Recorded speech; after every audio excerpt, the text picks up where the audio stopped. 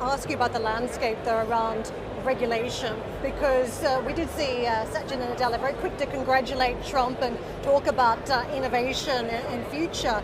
Do you think that innovation in the US has been hampered under a very strong FTC in the last number of years under Biden?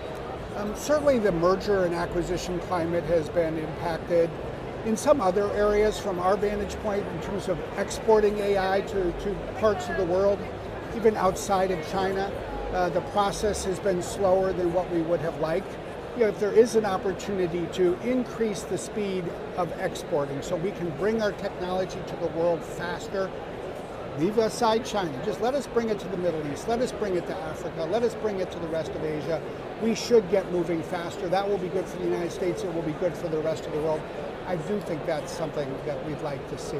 What's your view on the obstacles still in terms of doing trade with China in terms of technology? Because the CHIPS Act has made that difficult under the Biden administration. A lot of it started with Trump. Do you think it's going to get even more challenging from here in terms of tech transfers? I think it's too early to know.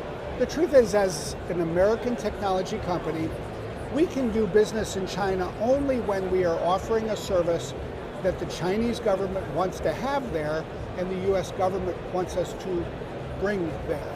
And in some cases, they look at, say, a data center to support a Mercedes or a Siemens or a Starbucks or a General Motors. There seems to be a level of comfort.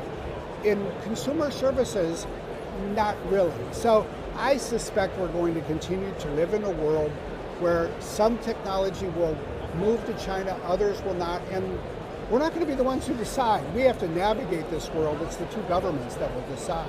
What happens when China catches up? Well, I think in many ways, China is close to or is even catching up. And I think one of the dangers, frankly, is that people who don't go to China too often assume that they're behind, but when you go there, you're impressed by how much they're doing.